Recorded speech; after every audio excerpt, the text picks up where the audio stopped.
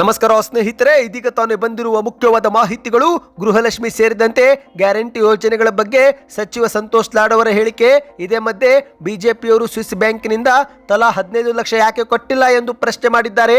ಮತ್ತೊಂದೆಡೆಯಲ್ಲಿ ನಾನು ಕೆಪಿಸಿಸಿಯಲ್ಲಿ ಕಸವು ಕೂಡ ಗುಡಿಸಿದ್ದೇನೆ ಎಂದ ಡಿ ಕೆ ಶಿವಕುಮಾರ್ ಅವರ ಹೇಳಿಕೆಗೆ ಕರೆಕ್ಟ್ ಆಗಿನೇ ಹೇಳಿದ್ದಾರೆ ಎಂದು ಪ್ರಿಯಾಂಕ್ ಖರ್ಗೆ ಅವರು ಪ್ರತಿಕ್ರಿಯೆ ಕೊಟ್ಟಿದ್ದಾರೆ. ಎಲ್ಲ ಮಾಹಿತಿ ನೋಡೋಣ ಸ್ನೇಹಿತರೆ.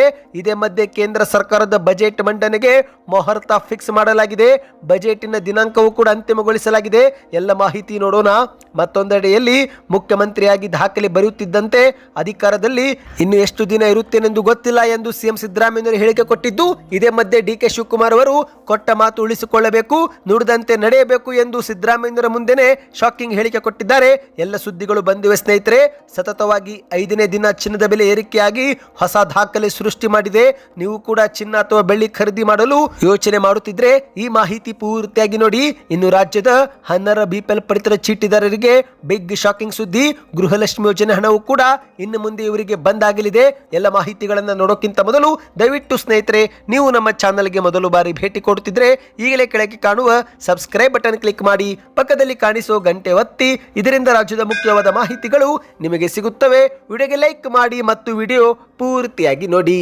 ಬನ್ನಿ ಸ್ನೇಹಿತರೆ, ಎಲ್ಲ ಮುಖ್ಯವಾದ ಸುದ್ದಿಗಳನ್ನು ಡೀಟೇಲ್ ಆಗಿ ನೋಡೋಣ. ನೀವು ಕೂಡ ಗೃಹಲಕ್ಷ್ಮಿ ಯೋಜನೆ ಫಲಾನುಭವಿಗಳಾಗಿದ್ದರೆ ಈಗಲೇ ವಿಡಿಯೋಗೆ ಲೈಕ್ ಮಾಡಿ. ಹೌದು ಸ್ನೇಹಿತರೆ, ಗೃಹಲಕ್ಷ್ಮಿ ಯೋಜನೆ ಹಣಕ್ಕಾಗಿ ಫಲಾನುಭವಿಗಳು ಕಾದು ಕುಳಿತಿದ್ದು, ಇದೇ ಒಂದು ವಿಚಾರ ಮುಂದಿಟ್ಟುಕೊಂಡು ಬಿಜೆಪಿ ನಾಯಕರು ಪ್ರತಿಭಟನೆ ಪ್ರಾರಂಭ ಮಾಡಲು ಮುಂದಾಗಿದ್ದಾರೆ. ಆದರೆ ಧಾರವಾಡದಲ್ಲಿ ಕಾರ್ಮಿಕ ಇಲಾಖೆ ಸಚಿವ ಸಂತೋಷ್ ಲಾಡ್ ಅವರು ಬಿಜೆಪಿ ನಾಯಕರ ಟೀಕೆ ಮತ್ತು ಆರೋಪಗಳಿಗೆ ತಿರುಗೇಟು ಕೊಟ್ಟಿದ್ದಾರೆ. ಹೌದು, ಸುದ್ದಿಗಾರರ ಜೊತೆಗೆ ಮಾತನಾಡಿರುವಂತ ಇವರು, ನಮ್ಮ ರಾಜ್ಯ ಸರ್ಕಾರ ಗ್ಯಾರಂಟಿ ಯೋಜನೆಗಳನ್ನ ಉತ್ತಮವಾಗಿನ ಜಾರಿಗೆ ಮಾಡುತ್ತಿದೆ. ಈ ಪೈಕಿ ಗೃಹಲಕ್ಷ್ಮಿ ಯೋಜನೆಯ 2 ತಿಂಗಳ ಹಣ ಬಾಕಿ ಉಳಿದಿದ್ದು ನಿಜ. ಮುಖ್ಯಮಂತ್ರಿ ಸಿದ್ದರಾಮಯ್ಯರು ಹಣ ಹಾಕುವುದಾಗಿ ಭರವಸೆಯೂ ಕೂಡ ಕೊಟ್ಟಿದ್ದಾರೆ. ಆದರೆ ಬಿಜೆಪಿಯವರು ಪ್ರತಿಯೊಬ್ಬರಿಗೂ ಸ್ವಿಸ್ ಬ್ಯಾಂಕ್ನಲ್ಲಿನ 15 ಲಕ್ಷ ತರಿಸಿ ಕೊಡುವುದಾಗಿ ಹೇಳಿದ್ರು.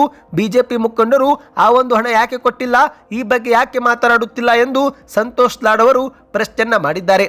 ಇದೇ ನಡುವೆ ಮತ್ತೆ ಮುಂದುವರೆದು ಮಾತನಾಡಿ, ಗೃಹಲಕ್ಷ್ಮಿ ಯೋಜನೆಗೆ ಸಂಬಂಧಿಸಿದಂತೆ ಈವರೆಗೆ ಎಲ್ಲ ಹಣವನ್ನು ಸರ್ಕಾರ ಬಿಡುಗಡೆ ಮಾಡ್ತಾ ಇದೆ. ಕೇವಲ 2 ತಿಂಗಳ ಹಣ ಬಾಕಿ ಉಳಿದಿದ್ದಕ್ಕೆ ಬಿಜೆಪಿಯವರು ಇಷ್ಟೆಲ್ಲ ಮಾತನಾಡುತ್ತಿದ್ದಾರೆ. ಈಗಾಗಲೇ ಸಿದ್ದರಾಮಯ್ಯವರು ಸದನದಲ್ಲಿ ಹಣ ಹಾಕುವುದಾಗಿ ಉತ್ತರವು ಕೂಡ ಕೊಟ್ಟಿದ್ದಾರೆ. ಇನ್ನು ಬಿಜೆಪಿಯವರು ಎಲೆಕ್ಷನ್ಗಾಗಿ ಬೇರೆ ರಾಜ್ಯಕ್ಕೆ ದುಡ್ಡು ಕೊಡುತ್ತಿದ್ದು, ಇವರಿಗೆ ನಮ್ಮ ಬಗ್ಗೆ ಮಾತನಾಡುವ ನೈತಿಕತೆ ಇಲ್ಲ ಎಂದು ಸಂತೋಷ್ ಲಾಡ್ ಅವರು ಕಿಡಿಕಾರಿದ್ದಾರೆ. ಬನ್ನಿ ಸ್ನೇಹಿತರೆ, ಈಗ ಗೃಹಲಕ್ಷ್ಮಿ ಯೋಜನೆ ಕುರಿತಂತೆ ಇನ್ನಷ್ಟು ಮಾಹಿತಿ ಬಂದಿದೆ. ಅದಕ್ಕಿಂತ ಮೊದಲು ಮತ್ತೊಂದು ಶಾಕಿಂಗ್ ಸುದ್ದಿ ಏನೆಂದರೆ, ಇತ್ತೀಚೆಗೆ ಡಿ ಕೆ ಶಿವಕುಮಾರ್ ಅವರು ನಾನು ಕೇವಲ ಭಾಷಣ ಮಾಡಿ ಹೋಗಿಲ್ಲ, ಕಸವು ಕೂಡ ಗುಡಿಸಿದ್ದೇನೆ, ಪೋಸ್ಟರು ಕೂಡ ಅಂಟಿಸಿದ್ದೇನೆ ಎಂಬ ಹೇಳಿಕೆ ಕೊಟ್ಟಿದ್ರು. ಈಗ ಇದೇ ಒಂದು ಹೇಳಿಕೆಗೆ ಪ್ರಿಯಾಂಕ್ ಖರ್ಗೆ ಅವರು ಹೌದು ಕರೆಕ್ಟ್ ಆಗಿ ಹೇಳಿದ್ದಾರೆ ಎಂದು ಮಾಧ್ಯಮಗಳ ಮುಂದೆ ಪ್ರತಿಕ್ರಿಯೆ ಕೊಟ್ಟಿದ್ದಾರೆ. ಹೌದು ಸ್ನೇಹಿತರೆ, ಕೆಪಿಸಿಸಿಯಲ್ಲಿ ಕಸವು ಗುಡಿಸಿದ್ದೇನೆ, ಪೋಸ್ಟರು ಕೂಡ ಅಂಟಿಸಿದ್ದೇನೆ, ಎಲ್ಲ ಕೆಲಸ ಮಾಡಿನೇ ಈ ಹಂತಕ್ಕೆ ಬಂದಿದ್ದೇನೆ ಎಂದಿರುವ ಡಿ ಕೆ ಶಿವಕುಮಾರ್ ಅವರ ಹೇಳಿಕೆ ಬಗ್ಗೆ ಸಚಿವ ಪ್ರಿಯಾಂಕ್ ಖರ್ಗೆ ಅವರು ಪ್ರತಿಕ್ರಿಯೆ ಕೊಟ್ಟಿದ್ದು ನೋಡ್ರಿ. ಡಿ ಕೆ ಶಿವಕುಮಾರ್ ಅವರು ಕಾಂಗ್ರೆಸ್ನ ಹಿರಿಯ ನಾಯಕರು, ಅವರು ನಡೆದು ಬಂದ ಹಾದಿಯ ಬಗ್ಗೆ ಅವರು ಹೇಳಿದ್ದಾರೆ. ಇದರಲ್ಲಿ ತಪ್ಪೇನಿದೆ? ಡಿ ಕೆ ಶಿವಕುಮಾರ್ ಅವರು ಕಾಂಗ್ರೆಸ್ನಲ್ಲಿ ಅನೇಕ ವರ್ಷಗಳಿಂದ ಇದ್ದಾರೆ. ಅವರು ಹಿರಿಯರು ಕೂಡ ಆಗಿದ್ದು ನಡೆದು ಬಂದ ಹಾದಿಯ ಬಗ್ಗೆ ಮಾತನಾಡಿದ್ದಾರೆ. ಇಂದು ಲಕ್ಷಾಂತರ ಜನರು ಪಕ್ಷಕ್ಕಾಗಿ ಕೆಲಸ ಮಾಡಿದ್ದರಿಂದಲೇ ಕರ್ನಾಟಕದಲ್ಲಿ ನಮ್ಮ ಪಕ್ಷ ಅಧಿಕಾರಕ್ಕೆ ಬಂದಿರೋದು. ಹಾಗಾಗಿ ಯಾರನ್ನೂ ಕೂಡ ಕಡೆಗಣಿಸೋದು ಸರಿಯಲ್ಲ.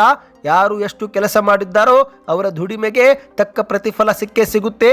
ಇನ್ನು ಪಕ್ಷಕ್ಕಾಗಿ ದುಡಿದವರಿಗೆ ಅವಕಾಶ ಸಿಗುವುದು ಸ್ವಲ್ಪ ತಡವಾಗಬಹುದು, ಇನ್ನು ಕೆಲವರಿಗೆ ಬೇಗನೆ ಸಿಗಲೂಬಹುದು. ಆದರೆ ಪ್ರತಿಯೊಬ್ಬರಿಗೂ ಖಂಡಿತವಾಗಿ ಸಿಕ್ಕೇ ಸಿಗುತ್ತೆ. ಪಕ್ಷ ಎಲ್ಲರನ್ನೂ ಸಮನಾಗಿನೇ ನೋಡುತ್ತೆ ಎಂದು ಪ್ರಿಯಾಂಕ್ ಖರ್ಗೆ ಅವರು ಹೇಳಿಕೆಯನ್ನು ಕೊಟ್ಟಿದ್ದಾರೆ. ಬನ್ನಿ ಸ್ನೇಹಿತರೆ, 3ನೇ ಮುಖ್ಯವಾದ ಮಾಹಿತಿಗೆ ಹೋಗೋಣ.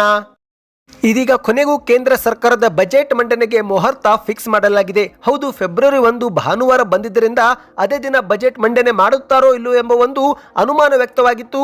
ಆದರೆ ಕೊನೆಗೂ ಕೇಂದ್ರ ಸರ್ಕಾರ ದಿನಾಂಕಗಳನ್ನು ಘೋಷಣೆ ಮಾಡಿದೆ. ಹೌದು, ಕೇಂದ್ರದ ರಕ್ಷಣಾ ಸಚಿವರಾಗಿರುವ ರಾಜನಾಥ್ ಸಿಂಗ್ ಅವರ ಅಧ್ಯಕ್ಷತೆಯಲ್ಲಿ ನಡೆದಂತ ಸಂಸದೀಯ ವ್ಯವಹಾರ ಸಚಿವ ಸಂಪುಟ ಸಭೆಯಲ್ಲಿ ಮುಂಬರುವ ಬಜೆಟ್ ಅಧಿವೇಶನದ ಪ್ರಮುಖ ದಿನಾಂಕಗಳನ್ನು ಘೋಷಣೆ ಮಾಡಲಾಗಿದೆ. ಹೌದು, ಸಂಸದೀಯ ಕ್ಯಾಲೆಂಡರ್ ಪ್ರಕಾರ ಹಣಕಾಸು ಸಚಿವೆ ನಿರ್ಮಲಾ ಸೀತಾರಾಮನ್ ಅವರು ಈ ಬಾರಿ ಫೆಬ್ರವರಿ 1 ಭಾನುವಾರ ಬಂದಿದ್ರು. ಅದೇ ದಿನ 2026-27ನೇ ಸಾಲಿನ ಕೇಂದ್ರದ ಬಜೆಟ್ ಅನ್ನ ಮಂಡಿಸಲಿದ್ದಾರೆ. ಅಂದಹಾಗೆ ಸ್ನೇಹಿತರೆ, ಕೇಂದ್ರದ ಬಜೆಟ್ ಅನ್ನು ಭಾನುವಾರ ದಿನದಂದು ಮಂಡಿಸಲಾಗುತ್ತಿರುವುದು ಇದೇ ಮೊದಲು ಎಂದು ಹೇಳಲಾಗಿದೆ. ಹೌದು, ಇದೀಗ ದಿನಾಂಕಗಳನ್ನು ನೋಡುವುದಾದರೆ ಮೊದಲಿಗೆ ರಾಷ್ಟ್ರಪತಿಗಳು ಜನವರಿ 28ಕ್ಕೆ, ಅಧಿವೇಶನ ಉದ್ದೇಶಿಸಿ ಭಾಷಣ ಮಾಡಲಿದ್ದಾರೆ. ನಂತರ ಜನವರಿ 29ರಂದು ಆರ್ಥಿಕ ಸಮೀಕ್ಷೆಯನ್ನು ಸಂಸತ್ನಲ್ಲಿ ಮಂಡಿಸಲಾಗುತ್ತೆ. ನಂತರ ಕೊನೆಯದಾಗಿ ಫೆಬ್ರವರಿ 1 ಬೆಳಿಗ್ಗೆ 11 ಗಂಟೆಗೆ ಹಣಕಾಸು ಸಚಿವೆ ನಿರ್ಮಲಾ ಸೀತಾರಾಮನ್ ಅವರು ಬಜೆಟ್ ಅನ್ನು ಮಂಡಿಸಲಿದ್ದಾರೆ. ಅಂದಹಾಗೆ ಹಣಕಾಸು ಸಚಿವೆ ನಿರ್ಮಲಾ ಸೀತಾರಾಮನ್ ಅವರಿಗೆ ಇದು 9ನೇ ಬಜೆಟ್ ಆಗಲಿದೆ. ಹೌದು, ಸತತವಾಗಿ 8 ಬಜೆಟ್ ಮಂಡಿಸಿ ದಾಖಲೆ ಮಾಡಿದ್ದು ಇದೀಗ ತಾವೇ ಬರೆದಂತ ದಾಖಲೆ ಅಳುಕಿಸಿ ಹೊಸ ದಾಖಲೆ ಸೃಷ್ಟಿ ಮಾಡಲಿದ್ದಾರೆ. ಇನ್ನು ಭಾರತದ ಪ್ರಕಾರ ನೋಡುವುದಾದ್ರೆ ಸ್ವಾತಂತ್ರ್ಯ ಬಂದ ನಂತರದ ಇದು 80ನೇ ಬಜೆಟ್ ಆಗಿರುತ್ತೆ ಸ್ನೇಹಿತರೆ. ಈ ಬಾರಿಯ ಬಜೆಟ್ ನಲ್ಲಿ ಹಲವರಿಗೆ ಗುಡ್ ನ್ಯೂಸ್ ಸಿಗುವ ಸಾಧ್ಯತೆ ಇದೆ. ಹೌದು, 2028ರಲ್ಲಿ ಲೋಕಸಭಾ ಚುನಾವಣೆಯೂ ಕೂಡ ನಡೆಯಲಿದ್ದು, ಹಾಗಾಗಿ ಈಗಲಿಂದಲೇ ಕೆಲವೊಂದು ಹೊಸ ಯೋಜನೆಗಳು ಬರುವ ಸಾಧ್ಯತೆ ಇದೆ. ಇನ್ನು ಇದೇ ಮಧ್ಯೆ ಸಿಗರೇಟ್ ಪ್ರಿಯರಿಗೆ ಶಾಕಿಂಗ್ ಸುದ್ದಿ. ಹೌದು, ಸಿಗರೇಟ್ ಬೆಲೆ ತುಂಬಾನೇ ಏರಿಕೆ ಆಗಲಿದೆ. ಯಾಕಂದ್ರೆ ಇಲ್ಲಿವರೆಗೆ ಕೇವಲ GST ಮಾತ್ರ ಹಾಕಲಾಗುತ್ತಿತ್ತು. ಆದರೆ ಇನ್ನು ಮುಂದೆ ಸಿಗರೇಟ್ಗಂತಾನೆ ಒಂದು ನಿರ್ದಿಷ್ಟವಾದ ಹೊಸ ಅಬಕಾರಿ ಸುಂಕವನ್ನ ಕೇಂದ್ರ ಸರ್ಕಾರ ಪರಿಚಯಿಸಿದೆ ಸ್ನೇಹಿತರೆ. ಬನ್ನಿದೀಗ ಮತ್ತೊಂದು ಮುಖ್ಯವಾದ ಮಾಹಿತಿಗೆ ಹೋಗೋಣ. ನಿಮಗೆಲ್ಲರಿಗೂ ಗೊತ್ತಿರುವಂತೆ ರಾಜ್ಯದ ಮುಖ್ಯಮಂತ್ರಿ ಸಿದ್ದರಾಮಯ್ಯನವರು ಕರ್ನಾಟಕದ ರಾಜಕೀಯ ಇತಿಹಾಸದಲ್ಲೇ ಹೊಸ ದಾಖಲೆ ಸೃಷ್ಟಿ ಮಾಡಿದ್ದಾರೆ. ಹೌದು ಸ್ನೇಹಿತರೆ, ದೇವರಾಜು ಅರಸು ಬಳಿಕ ದೀರ್ಘಾವಧಿ ಮುಖ್ಯಮಂತ್ರಿಯಾಗಿ ಸಿದ್ದರಾಮಯ್ಯನವರು ಹೊಸ ದಾಖಲೆ ಬರೆದಿದ್ದು ಅಷ್ಟು ಮಾತ್ರವಲ್ಲದೆ ನಾನು 5 ವರ್ಷ ಪೂರ್ಣಾವಧಿ ಸಿಎಂ ಆಗುವ ವಿಶ್ವಾಸವಿದೆ ಎಂದು ಕೂಡ ಮಾಧ್ಯಮಗಳ ಮುಂದೆ ಬಹಿರಂಗವಾಗಿ ಹೇಳಿದ್ದಾರೆ. ಆದರೆ ಇದೇ ಮಧ್ಯೆ ರಾಜಕೀಯ ವೈರಾಗ್ಯದ ಬಗ್ಗೆಯೂ ಕೂಡ ಮಾತನಾಡಿದ್ದಾರೆ. ಹೌದು ಸ್ನೇಹಿತರೆ, ರಾಜಕೀಯ ಅಧಿಕಾರದಲ್ಲಿ ಇನ್ನೂ ಎಷ್ಟು ದಿನ ಇರುತ್ತೇನೋ ಗೊತ್ತಿಲ್ಲ ಎಂದು ಸ್ಫೋಟಕ ಹೇಳಿಕೆಯನ್ನ ಸಿದ್ದರಾಮಯ್ಯನವರು ಕೊಟ್ಟಿದ್ದಾರೆ. ಹಾವೇರಿಗೆ ಭೇಟಿ ಕೊಟ್ಟ ಸಂದರ್ಭದಲ್ಲಿ ಮಾಧ್ಯಮಗಳ ಮುಂದೆ ಮಾತನಾಡಿದಂಥ ಸಿದ್ದರಾಮಯ್ಯನವರು ಈಗ ನಾನು ದೀರ್ಘಾವಧಿ ಸಿಎಂ ಆಗಿ ದಾಖಲೆ ಬರೆದಿದ್ದೇನೆಂದರೆ ಅದಕ್ಕೆ ಜನರ ಆಶೀರ್ವಾದವೇ ಕಾರಣ. ನಾನು ಇಲ್ಲಿಯವರೆಗೆ ಜನರ ಆಶೀರ್ವಾದದಿಂದಲೇ ಬಂದಿದ್ದೇನೆ. ಅಧಿಕಾರದಲ್ಲಿ ಇನ್ನೂ ಎಷ್ಟು ದಿನ ಇರುತ್ತೇನೋ ಗೊತ್ತಿಲ್ಲ, ಆದರೆ ಜನರ ಆಶೀರ್ವಾದ ಇರುವವರೆಗೂ ನಾನು ಕೆಲಸ ಮಾಡುತ್ತೇನೆ. ಇಲ್ಲಿಯವರೆಗಿನ ರಾಜಕೀಯ ಜೀವನ ನನಗೆ ತೃಪ್ತಿ ತಂದಿದೆ ಎಂದು ಸಿದ್ದರಾಮಯ್ಯನವರು ಹೇಳಿಕೆ ಕೊಟ್ಟಿದ್ದಾರೆ. ರಾಜಕಾರಣದಲ್ಲಿ ಇರಬೇಕಾದ್ರೆ ಜನರ ಆಶೀರ್ವಾದ ಇರಲೇಬೇಕು. ಅವರ ಆಶೀರ್ವಾದದಿಂದಲೇ ನಾನು ಇಲ್ಲಿಯವರೆಗೆ ಸಾಗಿ ಬಂದಿದ್ದು. ಜನರ ಆಶೀರ್ವಾದ ಇರುವವರೆಗೂ ರಾಜಕೀಯದಲ್ಲಿ ಇರುತ್ತೇನೆ. ನನ್ನ ಆಡಳಿತ ನನಗೆ ತೃಪ್ತಿ ತಂದಿದೆ ಎಂದು ಸಿದ್ದರಾಮಯ್ಯನವರು ಹೇಳಿದ್ದಾರೆ. ಇದೀಗ ಹಾವೇರಿಯ ವೈದ್ಯಕೀಯ ಕಾಲೇಜು ಕೂಡ ಪೂರ್ಣಗೊಂಡಿದ್ದು ಇದಕ್ಕೆ ಸುಮಾರು 500 ಕೋಟಿ ವೆಚ್ಚವಾಗಿದೆ. ಇದನ್ನು ನಾನೇ ಘೋಷಣೆ ಮಾಡಿದ್ದೆ ಹಾಗೂ ನಾನೇ ಈಗ ಉದ್ಘಾಟನೆ ಮಾಡುತ್ತಿದ್ದೇನೆ ಎಂದು ಸಿದ್ದರಾಮಯ್ಯನವರು ಹೇಳಿದ್ದಾರೆ. ಆದರೆ ಸ್ನೇಹಿತರೆ, ಇದೇ ಮಧ್ಯೆ ಸಿದ್ದರಾಮಯ್ಯನವರ ಮುಂದೆ DK ಶಿವಕುಮಾರ್ ಅವರು ಕೊಟ್ಟ ಮಾತು ಉಳಿಸಿಕೊಳ್ಳಬೇಕು, ನುಡಿದಂತೆ ನಡೆಯಬೇಕು ಎಂದು ಮತ್ತೊಮ್ಮೆ ಶಾಕಿಂಗ್ ಹೇಳಿಕೆ ಕೊಟ್ಟಿದ್ದಾರೆ. ಹೌದು, ಮುಖ್ಯಮಂತ್ರಿ ಕುರ್ಚಿ ಬಗ್ಗೆ ಈಗಲೂ ಕೂಡ ಕರ್ನಾಟಕ ರಾಜಕೀಯದಲ್ಲಿ ಕಲಹ ನಡೀತಾ ಇದೆ ಸ್ನೇಹಿತರೆ. ಇದೇ ಸಂದರ್ಭದಲ್ಲಿ ಸಿದ್ದರಾಮಯ್ಯನವರು ಅರಸು ದಾಖಲೆ ಮುರಿದಿದ್ರೆ ಇತ್ತ DK ಶಿವಕುಮಾರ್ ಅವರು ಮತ್ತೊಮ್ಮೆ ಬಾರಿಗೆ ಕೊಟ್ಟ ಮಾತಿನ ಬಗ್ಗೆ ನೆನಪಿಸಿದ್ದಾರೆ. ಹೌದು ಸ್ನೇಹಿತರೆ, ಮುಖ್ಯಮಂತ್ರಿ ಸಿದ್ದರಾಮಯ್ಯನವರ ಮುಂದೆ DK ಶಿವಕುಮಾರ್ ಅವರು ಕೊಟ್ಟ ಮಾತು ಉಳಿಸಿಕೊಳ್ಳಬೇಕು ಎಂದು ಹೇಳಿಕೆ ಕೊಟ್ಟಿದ್ದಾರೆ. ವರ್ಲ್ಡ್ ಪವರ್ಕ್ಕಿಂತ ವರ್ಡ್ ಪವರ್ ಹೆಚ್ಚು, ಕೊಟ್ಟ ಮಾತು ಉಳಿಸಿಕೊಳ್ಳುವುದೇ ಬಹಳ ಮುಖ್ಯ ಎಂದು ಹೇಳಿಕೆನ ಕೊಟ್ಟಿರುವಂಥದ್ದು. ಬನ್ನಿದೀಗ ಮತ್ತೊಂದು ಮಾಹಿತಿಗೆ ಹೋಗೋಣ. ಚಿನ್ನ ಪ್ರಿಯರಿಗೆ ಶಾಕಿಂಗ್ ಸುದ್ದಿ. ಸತತ 5 ದಿನವೂ ಚಿನ್ನದ ಬೆಲೆ ಏರಿಕೆ ಕಂಡು ಹೊಸ ದಾಖಲೆ ಸೃಷ್ಟಿ ಮಾಡಿದೆ. ಹೌದು ಸ್ನೇಹಿತರೆ, ಚಿನ್ನ ಮತ್ತು ಬೆಳ್ಳಿ ಬೆಲೆಯಲ್ಲಿ ಭಾರಿ ಹೆಚ್ಚಳವಾಗಿದೆ. ಬಂಗಾರ ಖರೀದಿ ಮಾಡಬೇಕು ಎಂದು ನಿರೀಕ್ಷೆ ಮಾಡುತ್ತಿದ್ದಂಥ ಬಂಗಾರ ಪ್ರಿಯರಿಗೆ ಆಘಾತ ಎದುರಾಗಿದೆ. ಹೌದು, ಭಾರತ ಮಾತ್ರವಲ್ಲದೆ ಅಂತಾರಾಷ್ಟ್ರೀಯ ಮಾರುಕಟ್ಟೆಯಲ್ಲೂ ಚಿನ್ನ ಮತ್ತು ಬೆಳ್ಳಿ ಬೆಲೆ ಏಕಕಾಲಕ್ಕೆ ಏರಿಕೆ ಕಾಣ್ತಾ ಇದೆ ಸ್ನೇಹಿತರೆ. ಇದೀಗ ದೇಶದ ಬೆಂಗಳೂರು ಸೇರಿದಂತೆ ಪ್ರಮುಖ ನಗರಗಳಲ್ಲಿ ಚಿನ್ನದ ಬೆಲೆ ಮತ್ತೊಮ್ಮೆ ಹೆಚ್ಚಳವಾಗಿದೆ. ಹೌದು ಸ್ನೇಹಿತರೆ, ಜನವರಿ 9ರ ಮಾರುಕಟ್ಟೆ ಪ್ರಕಾರ ನೋಡುವುದಾದ್ರೆ 24 ಕ್ಯಾರೆಟ್ 1 ಗ್ರಾಮ್ ಚಿನ್ನ 14,046 ರೂಪಾಯಿ. ಅಂದ್ರೆ 10 ಗ್ರಾಮ್ ಶುದ್ಧ ಚಿನ್ನದ ಬೆಲೆ 1,40,460 ರೂಪಾಯಿ ಸ್ನೇಹಿತರೆ. ಇದು ಶಾಕಿಂಗ್ ಮಾಹಿತಿಯಾಗಿದೆ. ಚಿನ್ನ ಮತ್ತು ಬೆಳ್ಳಿ ಬೆಲೆಗಳು ಸತತವಾಗಿ ಏರಿಕೆ ಕಾಣುತ್ತಲೇ ಇವೆ ಸ್ನೇಹಿತರೆ.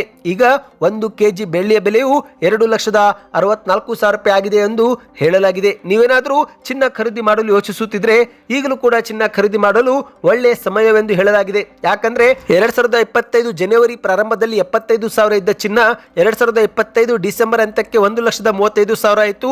ಈಗ ಜನವರಿ 2026ಕ್ಕೆ 1,36,000 ರೂಪಾಯಿ ಇರುವ ಚಿನ್ನ 2029ರ ವೇಳೆಗೆ 3 ಲಕ್ಷ ದಾಟುತ್ತೆ ಎಂದು ಆರ್ಥಿಕ ತಜ್ಞರು ಅಭಿಪ್ರಾಯಪಟ್ಟಿದ್ದಾರೆ. ಬನ್ನಿದೀಗ ಕೊನೆಯ ಮಾಹಿತಿಗೆ ಹೋಗೋಣ.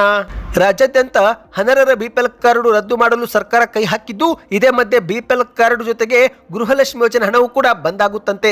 ಹೌದು ಸ್ನೇಹಿತರೆ, ವಿಶೇಷವಾಗಿ ಆಹಾರ ಇಲಾಖೆ ಈಗ ರಾಜ್ಯಾದ್ಯಂತ ಬರೋಬ್ಬರಿ 76,000 ಅನುಮಾನಾಸ್ಪದ ರೇಷನ್ ಕಾರ್ಡ್ ಅನ್ನ ಪತ್ತೆ ಮಾಡಿದ್ದು, ಈ ಪೈಕಿ ಮೊದಲ ಹಂತದಲ್ಲಿ 4.5 ಲಕ್ಷ ಬಿಪಿಎಲ್ ಕಾರ್ಡ್ ಅನ್ನ ರದ್ದು ಮಾಡಲಾಗುತ್ತಿದೆ. ಅಂದಹಾಗೆ ಸ್ನೇಹಿತರೆ, ಇಂದು ಎಷ್ಟೋ ಜನರು ಮೃತಪಟ್ಟವರ ಹೆಸರಲ್ಲೂ ಕೂಡ ಬಿಪಿಎಲ್ ಕಾರ್ಡ್ ಪಡೆದುಕೊಂಡು ನ್ಯಾಯಬೆಲೆ ಅಂಗಡಿಗಳಿಂದ ಉಚಿತವಾಗಿ ಪಡಿತರ ಪಡೆಯುತ್ತಿರುವುದು ಬೆಳಕಿಗೆ ಬಂದಿದ್ದು, ಇದೇ ಮಧ್ಯೆ ಗೃಹಲಕ್ಷ್ಮಿ ಯೋಜನೆಯ 2,000 ರೂಪಾಯಿ ಕೂಡ ಪಡೆದುಕೊಳ್ಳುತ್ತಿದ್ದಾರೆ. ಹಾಗಾಗಿ ಈಗ ಸರ್ಕಾರ ಮೃತಪಟ್ಟವರ ಬಿಪಿಎಲ್ ಕಾರ್ಡ್ ಅನ್ನ ರದ್ದು ಮಾಡ್ತಾ ಇದೆ. ಒಂದೊಮ್ಮೆ ಬಿಪಿಎಲ್ ಕಾರ್ಡ್ ರದ್ದಾದ್ರೆ ಆಗ ಗೃಹಲಕ್ಷ್ಮಿ ಯೋಜನೆ 2,000 ರೂಪಾಯಿ ಕೂಡ ಬಂದಾಗುತ್ತೆ. ಇನ್ನು ಕೇವಲ ಮೃತಪಟ್ಟವರಿಗೆ ಮಾತ್ರವಲ್ಲ ಸ್ನೇಹಿತರೆ, ಅನರ್ಹರ ಬಿಪಿಎಲ್ ಕಾರ್ಡ್ ರದ್ದಾಗುತ್ತಿದ್ದಂತೆ ಗೃಹಲಕ್ಷ್ಮಿ ಯೋಜನೆ 2,000 ರೂಪಾಯಿ ಕೂಡ ಬಂದಾಗುತ್ತಂತೆ. ಯಾಕಂದ್ರೆ ಸಚಿವ ಲಕ್ಷ್ಮೀ ಹೆಬ್ಬಾಳ್ಕರ್ ಅವರು ಈ ಬಗ್ಗೆ ಸ್ಪಷ್ಟನೆ ಕೊಟ್ಟಿದ್ದಾರೆ. ಹೌದು, ಮಾಧ್ಯಮಗಳ ಮುಂದೆ ಮಾತನಾಡಿದಂತ ಲಕ್ಷ್ಮೀ ಹೆಬ್ಬಾಳ್ಕರ್ ಅವರು, ನಾವು ಗೃಹಲಕ್ಷ್ಮಿ ಯೋಜನೆ ಹಣವನ್ನು ಆಹಾರ ಇಲಾಖೆಯ ಡೇಟಾಬೇಸ್ ಪ್ರಕಾರ ಆಧರಿಸಿ ಹಣ ಹಾಕುತ್ತೇವೆ.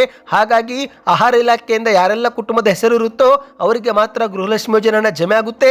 ಒಂದೊಮ್ಮೆ ಆಹಾರ ಇಲಾಖೆದವರು ಅನರ್ಹ ಬಿಪಿಎಲ್ ಕಾರ್ಡ್ ಅನ್ನು ರದ್ದು ಮಾಡಿದರೆ ಆಗ ನಿಮ್ಮ ಹಣವು ಕೂಡ 2,000 ರೂಪಾಯಿ ಹೋಲ್ಡ್ ಆಗಬಹುದು ಎಂದು ಲಕ್ಷ್ಮೀ ಹೆಬ್ಬಾಳ್ಕರ್ ಅವರು ಮಾಧ್ಯಮಗಳ ಮುಂದೆ ತಿಳಿಸಿದ್ದಾರೆ. ಹಾಗಾಗಿ ಸ್ನೇಹಿತರೆ, ನಿಮ್ಮ ಬಿಪಿಎಲ್ ಕಾರ್ಡ್ ರದ್ದಾದರೆ ಕೂಡಲೇ ನೀವು ತಹಶೀಲ್ದಾರ್ಗೆ ಭೇಟಿ ಕೊಟ್ಟು ಮತ್ತೊಮ್ಮೆ ಪುನಃ ಬಿಪಿಎಲ್ ಕಾರ್ಡ್ಗೆ ಅರ್ಜಿ ಸಲ್ಲಿಕೆ ಮಾಡಬೇಕು. ಸದ್ಯಕ್ಕೆ ಇಷ್ಟೇ ಇತ್ತು. ಇನ್ನಷ್ಟು ಮಾಹಿತಿ ಬೇಕೆಂದರೆ ನಮ್ಮ ಚಾನೆಲ್ಗೆ ನೀವು ಸಬ್ಸ್ಕ್ರೈಬ್ ಮಾಡಿ ಸ್ನೇಹಿತರೆ. ಕರ್ನಾಟಕದ ದಿನನಿತ್ಯದ ಮಾಹಿತಿಗಳನ್ನು ತಂದು ಕೊಡುತ್ತೇವೆ. ವಿಡಿಯೋಗೆ ಲೈಕ್ ಮಾಡಿ, ಚಾನೆಲ್ಗೆ ಸಬ್ಸ್ಕ್ರೈಬ್ ಆಗಿ ಮತ್ತು ದಯವಿಟ್ಟು ವಿಡಿಯೋ ಶೇರ್ ಮಾಡಿ.